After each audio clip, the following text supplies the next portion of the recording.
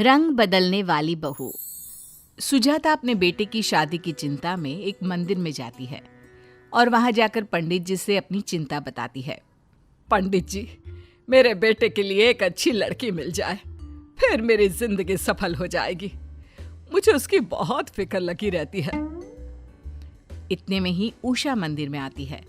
लंबे घने बाल, बड़ी बड़ी आंखें, माथे पर दुपट्टा डाले भगवान से प्रार्थना करती है।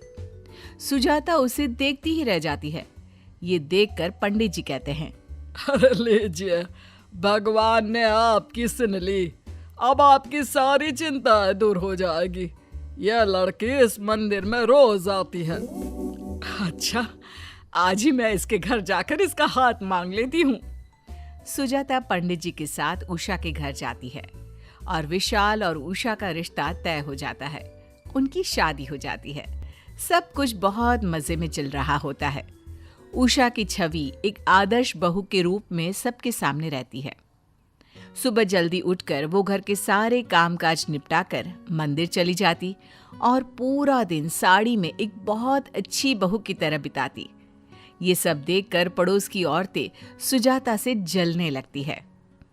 ये सुजाता की किस्मत तो देखो, लगता है पिछले जन्म में इसने सोना दान किया होगा। एक हमारी किस्मत है, लगता है किसी को कोयला दिया होगा। हमारी बहुओं की जबान के आगे कैंची की धार भी कम पड़ती है। सुजाता दुनिया भर में उषा की तारीफ करती नहीं थकती और पहले से और भी ज्यादा इतरा कर चलने लगती है।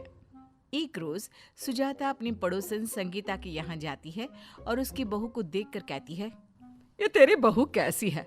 ना रूप की ना रंग की, फिर भी कोई काम नहीं करती। और एक मेरी बहू है जो इतनी सुंदर है कि सुंदर सा चांद भी उसके आगे फीका पड़ जाए, और काम तो हवा की तरह करती है। तेरे जैसी बहू तो भगवान दुश्मनों को भी ना दे। भाग्य फूटे हैं तेरे। अरे क्या करूं, अब तो मुझे इसकी आदत हो गई है। कच्चा पक्का जो खिला दे वो खा लेती हूँ। सुजाता अपने घर चली जाती है, लेकिन सुजाता के तानों से संगीता को अंदर ही अंदर गुस्सा आने लगता है और वो सोचती है, सुंदर बहू आ गई तो बड़ा घमंड आ गया इसे।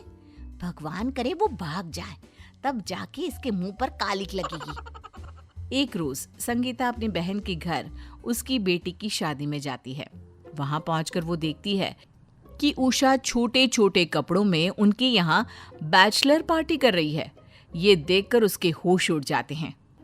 कहीं मेरी आंखें धोखा तो नहीं खा रही है? ये सुजाता की बहू तो बहुत सीधी सादी है। इतने छोटे कपड़े तो पहन ही नहीं सकती वो। उषा अपनी मस्ती में पूरा गुम थी और वो संगीता को देखती भी नहीं। संगीता अपनी बहन से उषा के बारे में सब कुछ पूछ लेती है और उसे पता चल जाता है कि उषा जैसी दिखती है वैसी है नहीं। वो बहुत ही रंगीन मिजाज की लड़की है। अच्छा, मतलब ये अपने भोले भाले रूप से सबको चकमा दे रही है। अब आएगा मजा जब सुजाता को इसके असली रूप के बारे में पता चलेगा। तब हम लेंगे सुजाता के मजे। उषा पूरी शादी में एक मॉडर्न लड़की की तरह घूमती है।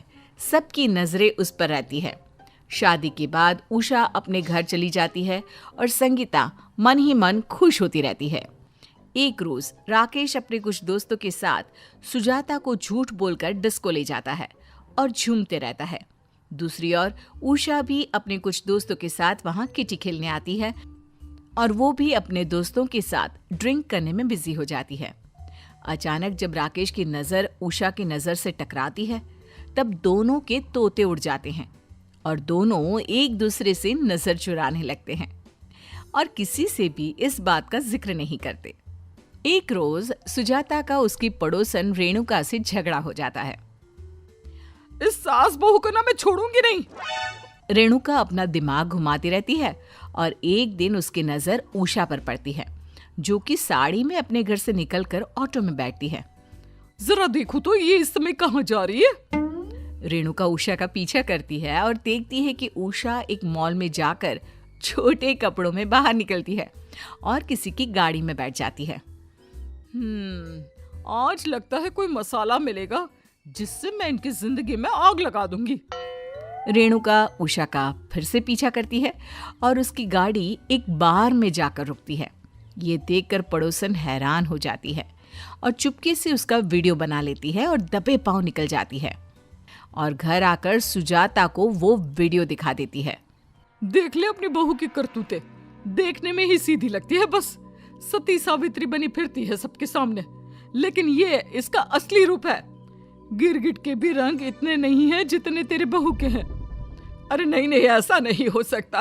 अच्छा नहीं हो सकता तो खुद ही अगले हफ्ते वहां चल मेरे साथ और उसे रंगे हाथ पकड़ लेना। अरे मुझे मेरी बहू पर पूरा भरोसा है, लेकिन तेरा मुंह बंद करवाने के लिए मैं तेरे साथ चलूंगी, ताकि दोबारा मेरी बहू के बारे में कोई बोलने से पहले 100 बार सोच ले। अगले हफ्ते सुजाता अपनी पड़ोसन के साथ बार जाती है और वहां अपनी बहू को छोटे कपड़ों में शराब पीते देख सुजाता की आंखें फटी रह जाती है। मम्मी जी, आप यहाँ?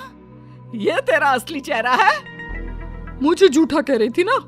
देख लिया ना सुजाता, अपनी बहू को इतना सर पर चढ़ाने का नतीजा। गुस्से में सुजाता उषा को एक तमाचा लगाती है। उषा सुजाता से माफी मांगने लगती है। मम्मी जी, मुझे माफ कर दीजिए, ये आजकल सभी लोग करते हैं। मुझे लगा अगर मैं सबसे छुपा कर करूंगी तो आपको दुख नहीं होगा और मेरे मन का भी पूरा हो जाएगा। वाह जी वाह, अब ये मोटे मोटे टेसुए बहाकर खुद को सही बताने का अच्छा तरीका है, आजकल का फैशन है। तो मेरी बेटी को कभी इन सब चीजों में देखा है क्या? बढ़िया आई। इतने में ही भीड़ में से नशे में धुत पड़ोसन की लड़की उनके सामने आ जाती है। तब सुजाता रेणुका से कहती है, जब खुद के घर शीशे के हो ना, तो दूसरों के घरों पर पत्थर नहीं मारा करते रेणुका। तुमने अपनी जलन से उषा की बदनामी के लिए मुझे यहाँ आने पर मजबूर किया। मेरी तो फिर भी बहू ने ऐसा किया, लेकिन तुम क्या कहोगी? रेणुका, तुम्हारी तो बेटी ने ही तुम्हारी नाक कटवा दी। उषा को मैं अपने रंग में ढाल भी लूंगी और उसके सभी रंग वो आज यहीं छोड़ कर आएगी। पड़ोसन शर्मिंदा हो जाती है।